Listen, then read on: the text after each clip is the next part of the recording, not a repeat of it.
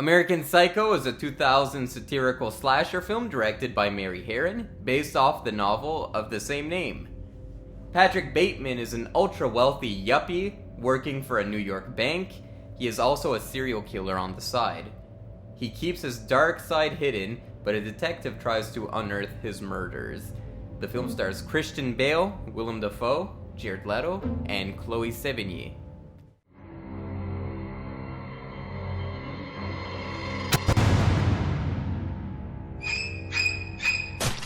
Guys, welcome back to Garage Slasher-thon, where every day for the month of October, we revisit a slasher movie. Today we talk about the one, the only, American Psycho. I watched American Psycho in my teen years. I was really, getting into, independent, that kind of, 2000s, not independent, really, but all these independent filmmakers were on the rise, like Tarantino, David Fincher. All these people were starting to make bigger budget movies, and this was one of those movies. Back then, Christian Bale was kind of an unknown when this movie was being made. The only movie I can think of where he was younger was Empire of the Sun and Velvet Goldmine. Those were the only two movies I took note of Christian Bale that came out before this movie. But this is one of the funnest movies out there. This is one of the greatest slasher movies ever made. Now, is it a slasher movie? Of course it is. It's a slasher weird-ass comedy. What Vampire's Kiss did with the vampire genre, I think American Psycho does it with the slasher genre. This movie has a really, really dark, fucked up sense of humor, and I think that's why I like it, because that's who I am. I have a very dark, fucked up sense of humor, and it just works in this movie, and I think Mary Harron just hits the nail right on the head with the comedy timing in this movie. I'm just gonna say, flat out, the first time I watched it, I think I didn't get it. I watched it and I was like, well, I kind of just don't get it. I think I might have been too young to understand it, because it does have a lot of social commentary thrown in there. But this is the first time I watch it in quite a while, and I must say, I've never flipped this hard on a movie. I liked it at first, but now I fucking love it. This is a freaking amazing movie. I find the production story of this movie quite fascinating, because here are some of the production notes that the producers gave upon reading the script that was going to be given to Christian Bale. So some of the producer notes were giving information about Bateman's family. They were trying to give Patrick Bateman a family, and some kind of trauma happened, which I guess was the trend, because later the Halloween reboots with Rob Zombie did that. From what I hear, I never watched them, but even the Halloween sequels tried to do that, give this familial connection between Michael Myers and Laurie Strode, and the Friday the 13th movies do that too. There has to be a fucked up family. It can't just be a killer. There has to be a fucked up family as well. And then there is also scrutiny over a homophobia, which is strange, because there is so much misogyny and sexism in this movie. And I think part of it is that Mary Harron is a woman, so she could probably get away with it. For them to scrutinize the film over homophobia, there's a few homophobic lines in the movie, which works with the characters and the context and the social commentary. It's such a weird note to give. It's tone down the homophobia. Well, I think for one that he was probably a closet homosexual who did a lot of cocaine. That Yale thing. Yeah, a bunch of women getting killed and raped, that's fine. The homophobia, that's where we draw the line.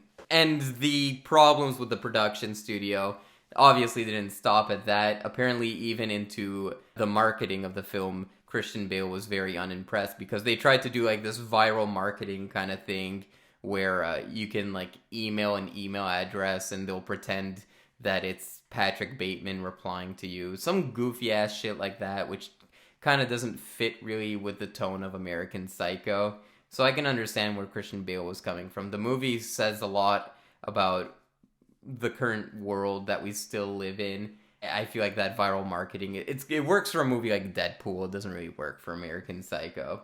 But like I said, this movie is so fucking funny. This is the funniest movie. I was howling laughing during this movie. And I think the reason why I was laughing so hard is part of me is just the kind of person I laugh when I'm tense. When something is really weird, or when something's making me uncomfortable, I'll laugh. And I feel like this movie is made for people like me, where it's just like you're gonna be uncomfortably laughing the whole way through. And part of that is just because Patrick Bateman is such an unpredictable character. You never know what his next move is gonna be.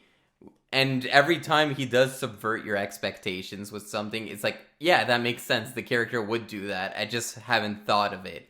One scene I like in particular is they're talking around a table, and they're going around and like, those Jewish fuckers, those Jew fucks. And Patrick Bateman's just like totally condescending, like, hey, cool it with the anti-Semitism.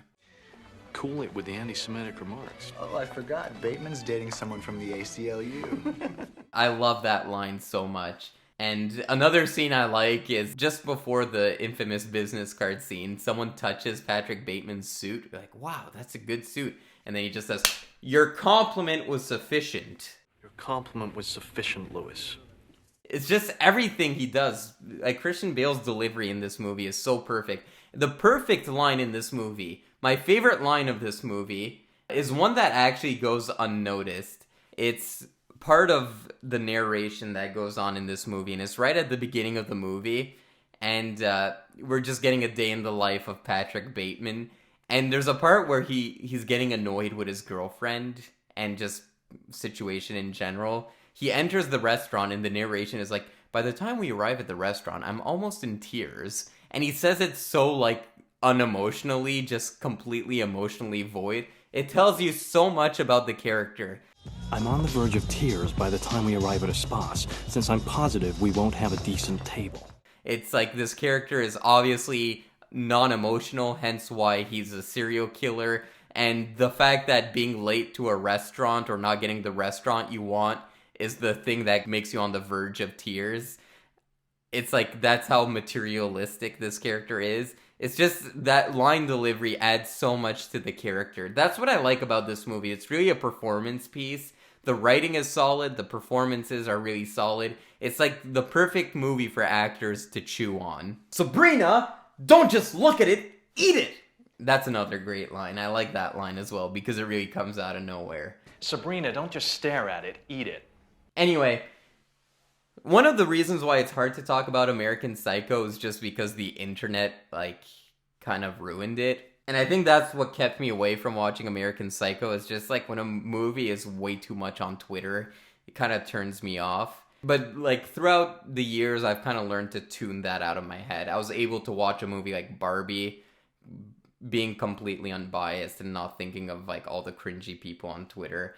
But, there's such a modern misinterpretation of what this movie stands for, really, because on the one hand, you have, like, men who idolize Patrick Bateman, and that's completely dumb, because the movie is obviously poking fun at people that are yuppies in New York. Patrick Bateman is just, like, a stereotype or an archetype of what you think of when you think of rich people who live on Wall Street. He's, like, an embodiment of that. So you're supposed to kind of be laughing at Patrick Bateman, not being like, oh yeah, he's awesome. But I do understand, like, that element of fantasy, like, that element of, what if I lived in a society where rules didn't apply to me, where I can just get away with everything? There is that element of fantasy. It's kind of like a James Bond, where it's like, what if I lived this life where I had fancy cars and beautiful women, and I got to fuck women and not remember their names the next day and go around killing people? There's just, like, that kind of fantasy of, I want to live on Wall Street, I want to, like, not have any morality, I don't want the rules of ethics to be imposed on me, I don't want the rules of society to be imposed on me. I do get that fantastical element to it.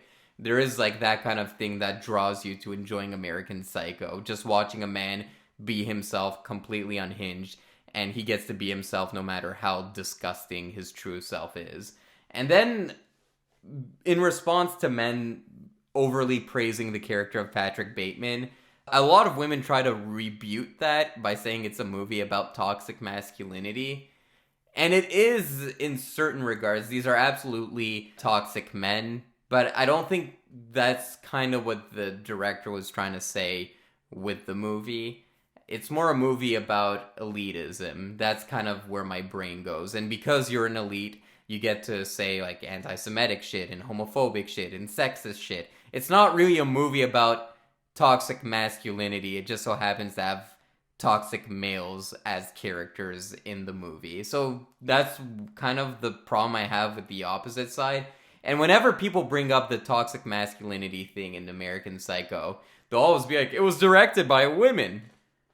Yeah, just because it was directed by a woman, it must be about toxic masculinity. I tell you what. I wouldn't say that Vampire's Kiss is a movie about toxic masculinity. Is he toxic? Yeah. Is he a man? Yeah. Is it about toxic masculinity? He gets away with being a toxic male, but it's more about elitism. And this movie is basically a remake of Vampire's Kiss. Anyway, that's enough of that. Twitter is stupid. We all know that on this channel. Folks, Garage Movie Club. That's all the Twitter you need. Or X, depending on what the fuck the name is nowadays. Here's my interpretation. The first time I watched it, part of me didn't like the movie because when I interpreted it in my brain, I interpreted it so that everything happened in Patrick Bateman's head.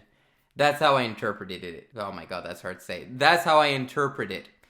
Because there's obvious hints that are like kept throughout the movie. There's a scene where at the beginning he tells the bartender that she's a whore bitch or something like that. And the bartender kind of just doesn't react to it. You're a fucking ugly bitch. I want to stab you to death, then play around with your blood. When I watch it now, I feel like, okay, yeah, she's ignoring him because she probably deals with this shit all the time. But when I first watched it, I was like, okay, this could be like a fantasy thing. And obviously the ending kind of has these like illusions of fantasy and stuff like that. So I don't like that kind of ending where it's like, oh, it's all in his head. And they kept it a bit too ambiguous. But when I rewatch it, now I feel like I don't think the movie was in his head. I don't interpret it like that anymore. I have my different interpretation now. This is kind of the interpretation I have now, is that these yuppies that live on Wall Street, they're all competing to be basically the same person. They're all trying to outdo each other, but to an outsider, they're all the same kind of person. That's not really hidden in the film, it's kind of obvious. But Bale's a part of this clique of yuppies that live in like high society New York, and he wants to stand out from them. He wants to be the unique one. He has like this really fucked up brain, and he wants to be the one that stands out. He's this psychopath. He's this sociopath. There's like many scenes which show that. The infamous business card scene, which is so fucking perfect. The acting in that is so good. There's always these like little moments where Christian Bale's character is getting one-upped by someone else and he gets all sweaty. Like one of those is like reservations at a restaurant. They're always competing to see who can get the best reservation at a restaurant. He also tries to one-up people in social situations too, like going back to that Jewish comment where he's like, cool it with the anti-Semitism.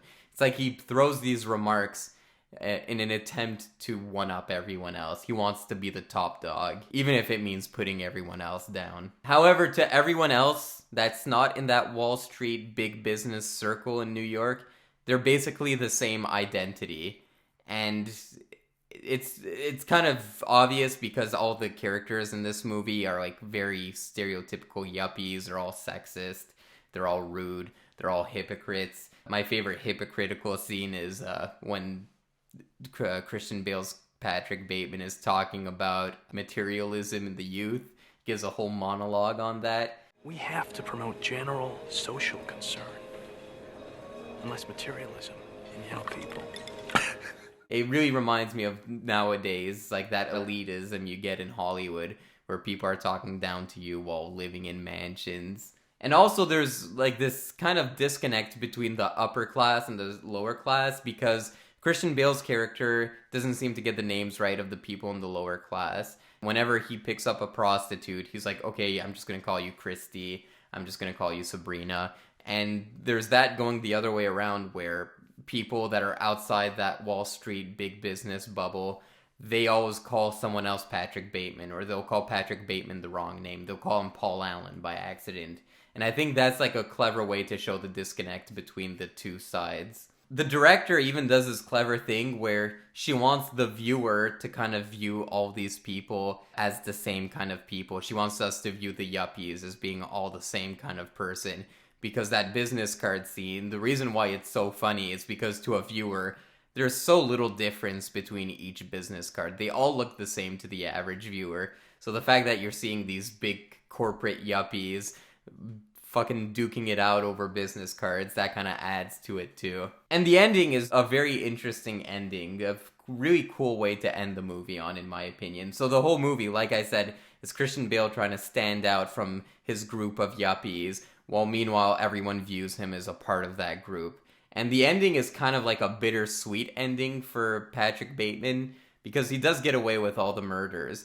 And I have a feeling that when he enters Paul Allen's apartment and it's being sold, and the lawyer says there's nothing to worry about and stuff like that, it's like Patrick Bateman is like rich enough to get away with being whoever the fuck he wants to be with, which is a grander statement on how people on Wall Street and etc. tend to get away with their crimes no matter what. There'll always be people covering it up. Yeah, for that I think the lawyer is lying at the end about he's kind of just playing it dumb. There's this little bit of a Reagan news report, and Reagan obviously is like a predominant figure when it comes to when we think of the social divide between the rich and the poor. Reagan is usually pointed at for those kinds of problems. I'm not an American, so I don't know American history. I just watch a lot of movies. I see that parallel done all the time in movies. But also what he says is interesting. He says we need to realize that foreign policy can't be run by committee. And that's kind of an allusion to the film, because the world that we inhabit in the film is being run by a committee. It's being run by Patrick Bateman and his co-workers. And then it's kind of a sad ending for Patrick Bateman, because he's trying to stand out from everyone else. And then at the end, he realizes he's just part of everyone else and he won't be able to stand out. And yeah, it ends with him saying, "My confession has meant nothing." And he just looks stoically in the camera. Anyway, that's kind of my interpretation on the film. I know I went long on that. My apologies. But how do you interpret American Psycho? It's a very ambiguous film. Not too ambiguous, just the right amount of ambiguous, which is a perfect balancing act in this movie. Comment below, let me know what your interpretation is, and I'll see you guys tomorrow for more Slasher-thon. Take care. I had to kill a lot of people!